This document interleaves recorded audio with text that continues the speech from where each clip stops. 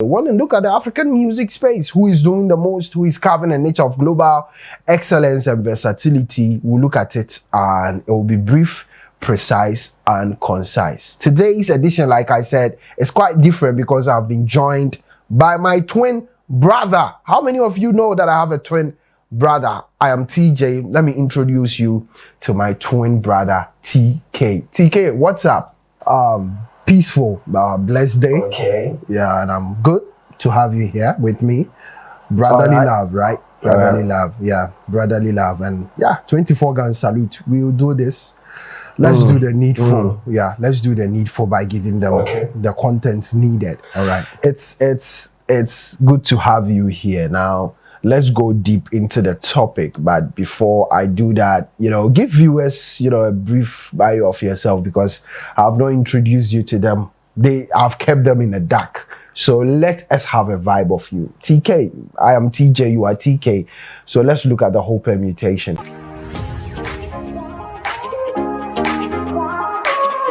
Hello, family, people, welcome to today's edition on the Conversation Boys Casa Convo. My name is TJY, right here on TJ Studios. We are in the mid-session of the year, all right? As such, I am here to discuss, the African entertainment space and the music space precisely since June serves as the mid-session and the 6th month of the year. Want to look at the African music space, who is doing the most, who is carving a niche of global excellence and versatility. We'll look at it and it will be brief, precise and concise. Today's edition, like I said, is quite different because I've been joined by my twin brother. How many of you know that I have a twin brother? I am TJ. Let me introduce you to my twin brother, TK. TK, what's up? Peaceful, blessed day. Okay. Yeah, and I'm good to have you here with me. Brotherly love, right? Brotherly love, yeah, brotherly love. And yeah, 24 gun salute. We'll do this. Let's do the needful. Yeah, let's do the needful by giving them the contents needed. All right. It's good to have you here. Now, let's go deep into the topic. But before I do that, give viewers, a brief bio of yourself because I've not introduced you to them. I've kept them in the dark. So let us have a vibe of you. TK, I am TJ, you are TK. So let's look at the whole permutation. Okay, so I am TK, like you said, your junior bro. We are twins. We kept them in the dark. We kept them in the dark. Okay, all right. So let's do this. All right. Okay, so viewers, let's zoom in straight to action. The African music space, the African entertainment space. Who is doing the most now? Let's look at the first, bit I want us to look at. The African music space in the mid-year, all right, the middle part of the year. What's your take? What seems to be your take about the whole thing from, for all countries on board? Okay, your take about the African music space in the 6th month of the year, the mid-session. The African music space is great. Seems to be doing massive. Those that are pushing the biggest of it all is the Niger space. They are doing the most. The Nigerians know the business orientation. They know the marketing bit. First, it was Nigeria, Ghana. Now, South Africa has, taken over the South African narrative, right? Yeah, exactly. Okay. They are next to Nigerians. Okay. Nigerian dominance can't be stopped, but the most amazing bit is how Ghana is falling off the pecking order. South Africa, massive. The amapiano genre, massive. It's sad to note that, first it was Ghana. Yeah. All right. And now it's South Africa on the second pecking order. Nigerians have been dominating since, but first, previously you mentioned Nigeria, and then once you are done, Ghana comes into the picture and then the conversation follows then. But now, we seem to be struggling. You get it? We seem to be struggling. And yeah, basically you look at it from this tangent. We don't understand the music business. And then this negative in-house fighting, this group thing. I don't know, I don't have a problem with people forming groups. But if you form groups to jab others, to protect your space, and to be like, a cartel, then it's a problem. We have our problems. We know the fundamentals are not great. The foundation is not solid. But that notwithstanding, like I said, Nigerians can't be stopped. Okay, so this your assertion, leads me to the next question. Ghana has been left out of most of the international gigs and awards this year. Relatively, you get it. So, is it safe to say it is within that same status quo of us not understanding the marketing and business side of our music? Some of us related to we not having record labels. Others to other school of thought has come to bear, like how we use the tree language all the time. Others are also saying language is not a barrier, right? So it comes back to the whole environment. Is the ground fertile enough for record labels to thrive? That is a question for another day. The likes of Coachella, we have, recently Afro Nation sidelining them, sidelining our country. It's a worry or it's a cause for concern. I know, right? Afro Nation currently, Coachella, and a whole lot is happening now. Okay. Have we had any big banger of song? Have we done anything massive to merit us being on these events? You get it. So it comes back to a whole confusion of a whole lot, which we are yet to understand. We keep discussing it, but we don't have a practical solution. You get it, to solve this matter. And yes, like I said, it's a cause for concern. It's a cause for concern. The Ghanaian space, well, this year we've not worked. We just being controversial. We just throwing jabs. We just looking for PR to jab who is on top to get the relevance. You get it. But basically, well, we can do it if we look at it from this angle. Sorry, this year I predicted last year that Nigerians are even going to do more and much more better than even last year, because they are looking at doing the most. They are looking at, breaking records, setting records and breaking it. All right, again. So they keep moving to an utmost height. Okay, now the Nigerian music space has been better at doing massive stuff even than last year, because they are not resting on their horse. It comes back to the mindset. It comes back to their core mandate, their vision, and then their natural instincts, their natural DNA. There is something in the hardworking. Are they just hardworking, or is because of their business orientation? And a Nigerian businessman would put up a business and will not situate it only in the local environs of Nigeria. We look at taking it to the borders and other parts of the world, and Africa precisely. You see, the normal Nigerian, the usual Nigerian, is born with an entrepreneurial mindset and DNA. Okay, so Nigerians are also very supportive of their own. They do not talk negative about their own. In every house, I've been saying, you find one or two deviant and truant children there, but majority of Nigerians are the ish. Trust me, they know what they are about. And when they set a goal, they achieve it not only within their local terrain, but in the other environs of Africa. Yeah. So you can't stop the Nigerian dominance, because they are supercharged, super active, and fixated on achieving a goal and not staying there. They want to do it even better than what they did last year. And it comes back to it. Guys, we not go fit stand this. We can't compete. What we can do is to focus on our own. To say all hands are not equal, is it safe to say they've been born with it? That is their natural traits, natural elements, as such. This is what is aiding them. Is it also safe to say all fingers are not the same? So we shouldn't look at, imitating and photocopying, what is in their DNA. Look at the recent brouhaha. We are not free from learning other languages, but we should be true and original to ourselves. Okay. That is Nigerians. This is them. Okay. This is their natural, they are naturally inclined and, naturally imbibed instincts of creativity. This is what they are known for. So be in your own lane and do your own thing. Sound original as you can as a Ghanaian. all right, and then have an original genre. We don't have an original genre. We seem to be doing pity parts of people's genre and want to thrive in the international space. You can't do it better than the original core card, the originators of it. Okay, so in a build up to that, as we've looked at, how dominant and how they are even getting better year in, year out, and then breaking records within the previous year, and then the next year they do much more better than that.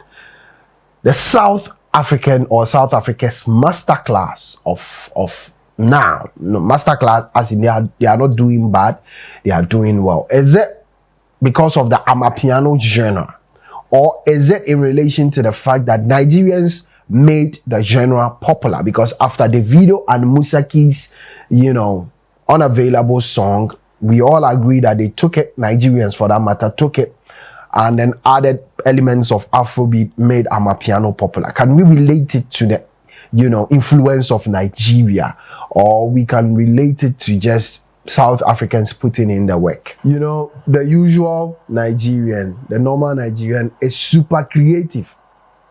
Give Nigerians Azonto, our own Azonto, they will resurrect it. Okay. All right. Now, can we say she's lucky? Can we say Tyler is lucky?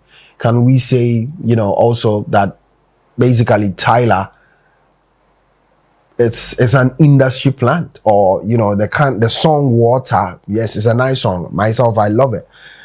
Has she done enough? Has she gone on tours? Has she, sent the songs to other places via events? And then her own personal tours, she keeps canceling and postponing it. Can we relate it to the fact that the song itself has had an organic reach out there? Let's be factual and let's be truthful to ourselves. Water is a beautiful song. It's a nice song. It's a banger. And that is what is aiding to Tyler's career. All right. She's enjoying organic PR from the song. All right. The song is so good to the extent that it's going places. As to her, basically being an industry plant, we don't have an evidence. But the Davido factor of the amapiano genre comes to bear, where South Africans were emotional about it, but he took it, added a South African, musician, and made the genre popular. All right, it was there. It was a good genre. It was thriving. But Davido did his best. Davido did a massive, venture by adding the unavailable song, or putting together the unavailable song and making it better. You get it? So Tyler, as an artist, is doing massive, is doing great, thanks to Nigerian influence. So aside Tyler and Nasty C, there are not much, known and relevant South African, musicians out there. Although some, relative ones have won, quite some interesting Grammys. You get it? Yeah. The Grammys, yes. We can also say same for Musakis, but not known. They are not well known and marketed like the Nigerian artists. And you don't blame them. The kind of investment that goes into the Nigerian music space and artists themselves, the kind of investment they put into their craft. All right, for Davido to invest $3 million in his album says a lot. Okay, so after the Play Ghana initiative, how are our music industry, or how is it faring after the Play Ghana? Our music industry seems to be in a ditch. You get it? Like we said, notable ones, we've not been on most of the major awards this year. And then, we started the year relatively jabbing people. And then we think that, having that kind of PR will aid to people getting, or to aid to us getting attention from the masses. You have a point. That is also our orientation and how we think. We think by jabbing Nigerians, we get the PR we need. Somebody says he came before this, but you came before that. Who is relevant now? Who is making waves now? You get it? Our industry, we know this Play Ghana initiative was geared towards Nigerians. On the backflip of it, let's face the fact. Let's not bring in this diasporian, narrative and brouhaha. It was geared towards the Nigerian dominance. You get it? We look at this Play Ghana thing and we say, or a school of thought says it was aimed towards we, taking our music and then, directing our music to a certain market. That is the experience. But you and I know that behind the scenes, Nigerians were part of the picture. We were looking at, the dominance, the Nigerian dominance. We were looking at a way to also dominate in that regard. Was it the right approach? The right approach should have been to educate Ghanaians and sensitize them to also support Ghanaian artists and stream their song. We claim data is expensive, right? And that Ghanaians are not streaming our songs. But Ghanaians are streaming Nigerian songs. Why? Because they feel the original vibes around it. And it's a masterclass of song. It's nice. And they are relevant. The kind of songs they do, you can't do away with listening to it. Okay, so the Play Ghana thing, yes, maybe it could have been in a different twist, not to say 80%. You get it? But advocate and, admonish Ghanaians to also listen to Ghanaian songs, but not bringing in a percentage bit. You get it? And I feel that is where we failed. That is where we didn't get it right. The Play Ghana initiative has affected us. Nigerians have pulled back. They are not streaming our songs. They aided to Camido, Black Sheriff, and a whole lot. Let's move to the last but one question. The last but one. 3-in-1 questions. This year has been, tremendous, extremely exciting year for the Nigerian space. Now, let's sign off with this. Let's look at the Davido wedding. Burna Boy's dominance, filling the London Stadium twice. And then the Ashake thing. All Nigerian artists, even the female stars, Ira Star, Thames, Thames won the best gospel, song at the recent BET, So it's been the Niger dominance, with South Africa pulling the discovery bit, pulling the surprising bit, doing, massive within the year. And then the Ashake thing, you get it, also filling bigger arenas. Sum it all up. How would you generalize it and then share your thoughts about it? First and foremost, congratulations to Davido. Massive wedding, serious one.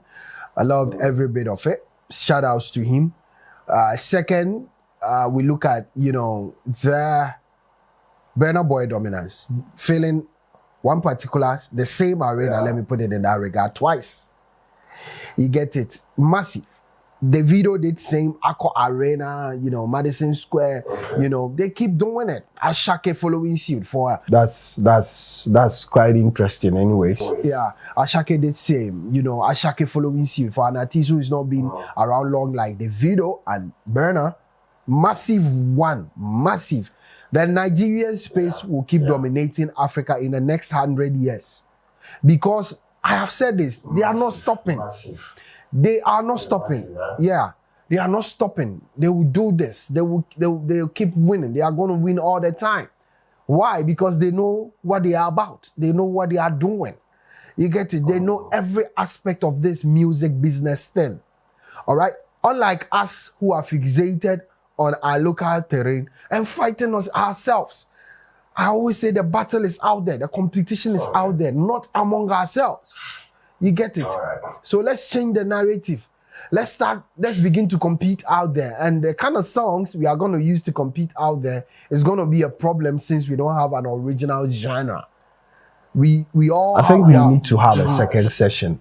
I want to make this one brief, quick, snappy.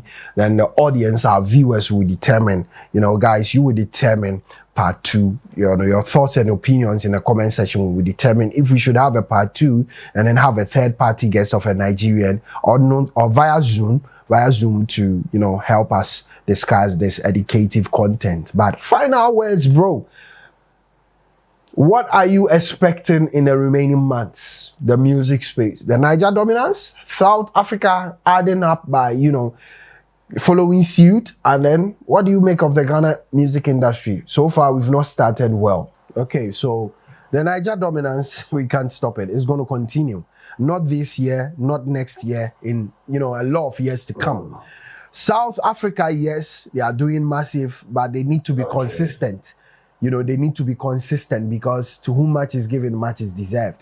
And in Ghana, well, there is a massive problem. We need to sit down and ask ourselves, what do we have to do? What do we need to do? What are we doing wrong? We need to, sit down and put a lot down, write a lot down, and as an industry come together and put our differences aside to work at a common goal. Basically, we need this.